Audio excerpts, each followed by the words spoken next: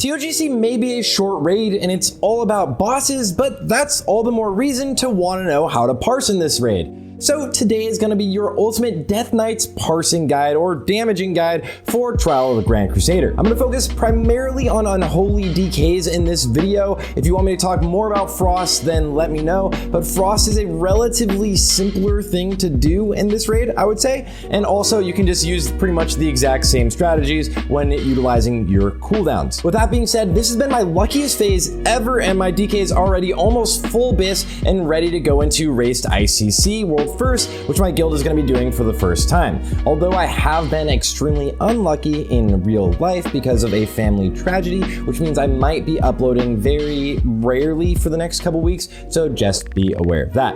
Anyways, let's dive right in, and thank you guys for all of the support always. And before we talk about the twin Valks in ToGC, it's time to talk about the Valkyries in today's video sponsor. Omni Heroes is a world where Valkyries have been captured by demons, and it's up to us to save them. Dive into the fantasy and use strategy to make the best synergies between the over 100 heroes already in the game. My personal favorite Valkyrie so far is Dorabella, the ethereal Valkyrie. She excels in arcane magic, which can be used to gain a powerful edge in battle. Build a team to progress through the game's main PvE stories, or jump right into PvP arenas to face off against other players. Now, most games are stressful and force you to log in all the time. Well, Omni Heroes is the perfect way to relax, because the time-consuming grind is a thing of the past, with a unique leveling system that guarantees growth with just one tap and an in-game automated mechanic system. So right now there's an exclusive pre-registration event called the Valkyries Bestowal. You can pre-register for Omni Heroes and claim up to 777 free pulls. You also get a chance to be one of 99 winners for $100 Amazon gift cards, or you could win one of 10 iPhone 14 Pros. And if the pre-registration reaches 1 million players, then we'll all get my favorite legendary hero, Dorabella. So click the link in the description today to pre-register for yourself. First of all, as soon as you get Death's Choice, then your rotation changes to this fact that you can precast Ghoul Frenzy, which makes your rotation very easy. If you want a breakdown of the new rotation as well as all of the new specs you can play, I have a YouTube video on that already, but just know you are doing Ghoul Frenzy precast now if you have gotten rid of your Dark Moon Card Greatness. Or if you still have Dark Moon Card Greatness, you can cast Ghoul Frenzy and sit. If your character is sitting, then it will not actually proc Dark Moon Card Greatness. So this is something that most people don't know about. And another thing is you will want to be tracking other buffs now, guys. So as we are obviously doing Scourge Strike build now, you need to be tracking Unholy Force for one, which is going to be your Sigil of Virulence. And if you also have the two-piece, you need to track your procs for that. And that is actually something I need to adjust into my weak aura,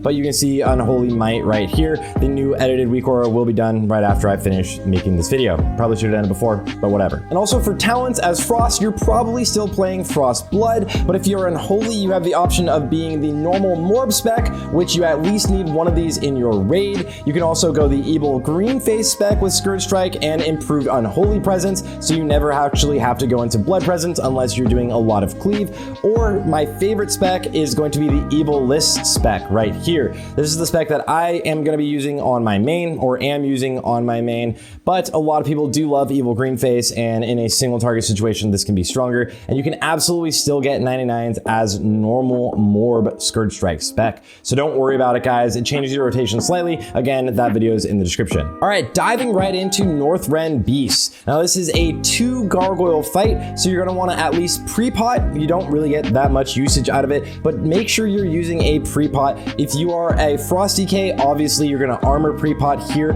You're gonna gargoyle early on into the fight, but the big thing is your gargoyle will get silenced if you Gary right on Gormok the Impaler. That means you need to rocket boot away and gargoyle over here by the wall. Then as you're running back in, you can get your D&D back on the ground and also get your Army of the Dead rolling. So make sure you're getting all of that going during the first encounter. If you want to parse this fight, you really want to be actually using Bloodlust in the third phase on Ice Howl. An important thing to know is the damage to these snowballs, especially in between the phases, actually does count towards your parse, but all of the downtime in between the phases is not counted towards your parse. So So this is just some free extra damage. Make sure you're hitting these in between the phases.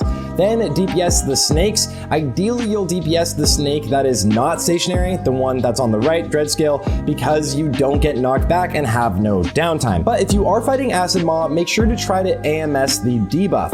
And if you don't, just stand still. As soon as the tank that's getting the fire debuff gets the frontal out of the way, they can just run over to all of the melee. Just make sure you have as little downtime as possible on this phase. If you do get them close enough, you can get a little bit of cleave damage out, which is really nice, but it's not absolutely necessary. Now into Ice Howl, of course you want to be max melee range at all times so that you never get knocked back. Be aware if you're doing this though and you jump, you're actually going to be slightly out of melee range every now and then on the precipice of the jump. So don't jump if you're doing the max melee range strat, which you should be doing. AMS the first Frost Breath and then Icebound Fortitude the second one. You should be able to AMS again later, and then we are going to actually Bloodlust this phase right after the knockback. What seems to line up best for ICDs is using Gargoyle right as he's doing the knockback. Your Gary will get knocked back also, but it will be casting as the boss is out of range of you in melee, and then it'll have 100% uptime when the boss gets stunned, and you'll actually get Bloodlusted obviously as soon as you guys are able to move and the boss gets stunned again, which will give you a huge extra damage during this phase, so you can just pump as much as possible and use your second potion here. For Lord Jaraxxus, if you're Frost, you can pre-pot. If you're Unholy, I would not use pre-pot. I would just use the one haste potion with your Gary. Use all of your CDs right at the beginning and blow this boss up. You do want to spread your diseases and use Death and Decay to get extra add damage. Also, if adds jump away from you, just have everybody grip them back in to do more damage to them. AMS the fire on the ground to get extra runic power and use more death coils, but that's pretty much it. This fight is pretty tank and spank, super straightforward. Faction Champions does not count for your parse at all, but if you want to do the most damage possible, just make sure you're always spreading your diseases and they are always up on everything. That's like it. It does ridiculous damage, grip things in. Faction Champs doesn't matter. If you want to pump Twin Valks, you're going to want to lust on pull. Here's an important thing to know. The empowered buff that you get that makes you do extra damage, that's normalized on Warcraft logs, so you don't really need to worry about it at all. Hopefully you get the shield or an ability of the color you are using so you have no downtime,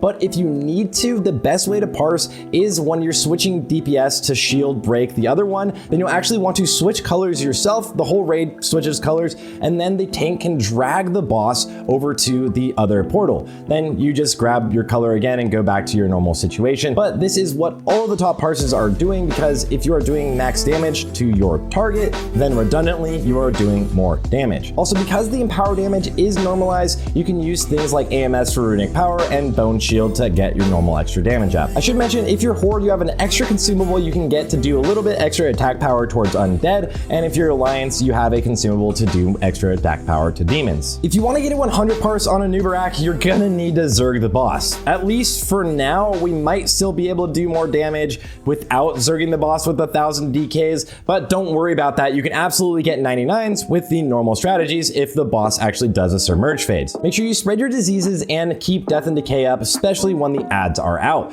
Your damage to the burrowers is capped at 900,000, but in most situations you won't reach this number, and if you do, just don't worry about it. Doing damage to the ads is important, but all ad damage during phase 3 is actually non-existent on the logs. It's taken away from the logs. So right as you hit 30%, your focus, if you're parsing, is significantly and always going to be to just DPS the boss itself. This is a little cheeky thing because your raid might want you to still help out on killing the first set of ads. And also listen to your raid lead if you're going to be using Army of the Dead or not. Make sure to utilize Anti-Magic Shell to get extra runic power whenever you have Penetrating Cold on yourself. And of course, definitely use it in phase 3 because it could save you and keep your character alive. Also, giving you extra damage is amazing. If you're not Zerging the boss like everyone isn't outside of Race World first, then what you're going to want to do is pre-pot and use Gargoyle right away.